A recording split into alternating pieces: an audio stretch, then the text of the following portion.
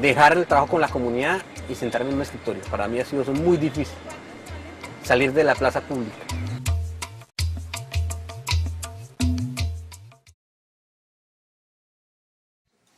Soy defensor de derechos humanos, miembro del Comité de Solidaridad con los Presos Políticos. Fui amenazado de muerte por el comandante paramilitar Julián Bolívar.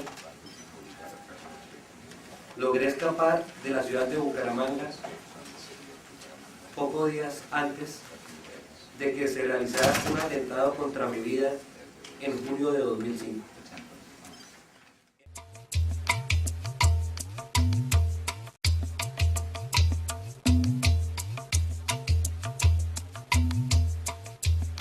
Cuatro hombres de civil se me acercan y me dicen, ¿usted es Gabriel González? Yo en el momento estaba hablando con mi compañera, le dije, lo primero que le dije fue, uy, me mataron acá. Bueno, yo conozco a Príncipe desde el año 2004, cuando lo conocí siendo el coordinador regional del Comité de Solidaridad.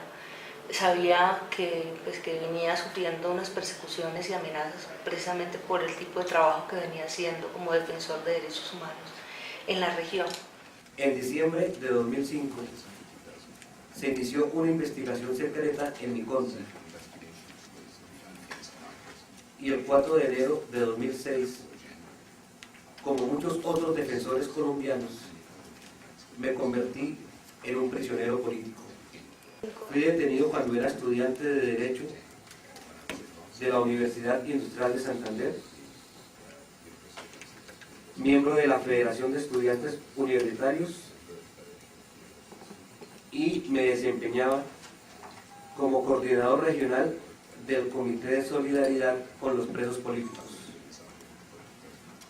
Luego de esa vivencia traumática de 15 meses recluido, primero en la cárcel Modelo, trasladado a la cárcel de máxima seguridad de Palo Gordo, vivir la experiencia de aislamiento durante una semana sin ni siquiera recibir la luz del sol. Y luego, después de este proceso judicial, en donde pues, él pudo decir exactamente quién era y demostrar dentro del proceso quién era, pues lo declaran inocente. Eso fue realmente muy satisfactorio para toda la familia. Creo que para él también el sentir que, primero, que el juez estaba reconociendo que su labor es legítima y que su labor como defensor de derechos humanos es legítima y es legal. Y durante 15 meses viví en la cárcel los rigores de un sistema penitenciario diseñado para destruir la dignidad del hombre y reducir su espíritu al mínimo. Fui incomunicado por 8 días sin implementos de aseo o sin implementos para tomar los alimentos, sin libros o papel para escribir, en una celda de aislamiento de la cárcel de máxima seguridad de Girón, en Santander, que fue construida según las recomendaciones de asesores estadounidenses. Fui absuelto en marzo de 2007 por un juez que encontró que las pruebas no tenían fundamento y carecían de toda credibilidad. Sin embargo, la Procuraduría Judicial apeló la decisión y luego de casi 2 años, en febrero de 2009, fui condenado a 81 meses de prisión.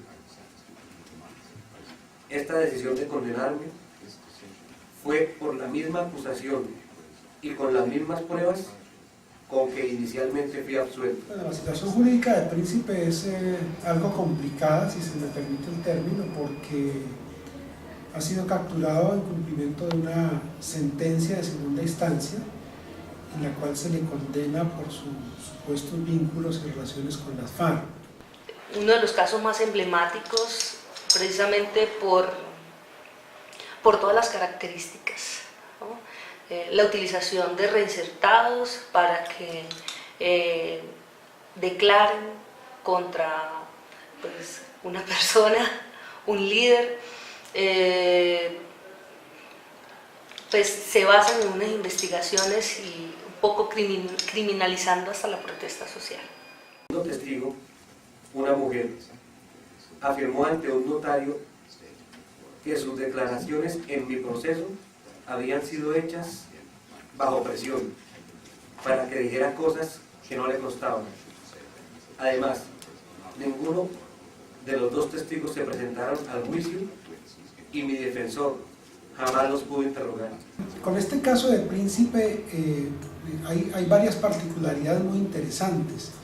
Fíjense que a pesar de que las FARC, por ejemplo, han sido declaradas una organización terrorista por el gobierno de los Estados Unidos y Príncipe ha sido condenado supuestamente por ser miembro de las FARC, el gobierno de los Estados Unidos le otorga visa para que Príncipe ingrese a los Estados Unidos a recibir un premio que se le entregó hace prácticamente 2 años, lo cual de alguna manera demuestra que políticamente el gobierno norteamericano no está conforme o de acuerdo con esta sentencia que se ha impuesto a Príncipe, porque de ser considerado terrorista, Príncipe seguramente no hubiera tenido esta posibilidad de tener una visa ni ingresar y salir libremente a Estados Unidos.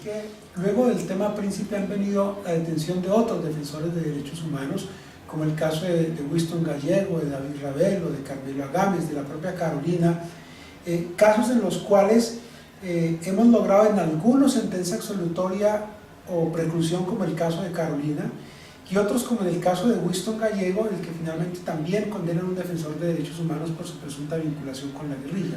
Eso demuestra una tendencia de judicializar a los defensores de derechos humanos, pero además de judicializarlos, de satanizar su labor diciendo que tienen nexos con la guerrilla. Que se le protejan los derechos a las personas presas por razones políticas ha llevado a que miembros de las Fuerzas Armadas, de los cuerpos de inteligencia, del Estado colombiano también, del gobierno colombiano, y muchas otras personas nos estigmaticen como miembros o colaboradores de la guerrilla. A instancias de una apelación que presentó la Procuraduría General de la Nación, de la sentencia que en primera instancia lo absolvió de toda responsabilidad.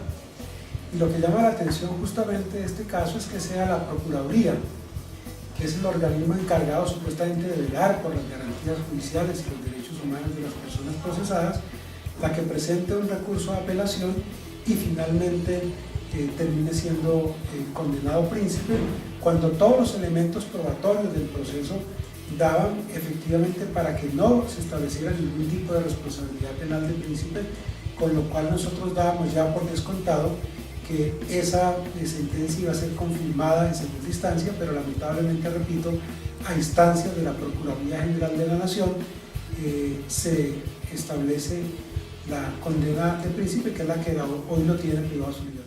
Luego nosotros hemos dicho muy claro, no tenemos ninguna vinculación con los grupos armados, no tenemos ninguna vinculación con la insurgencia.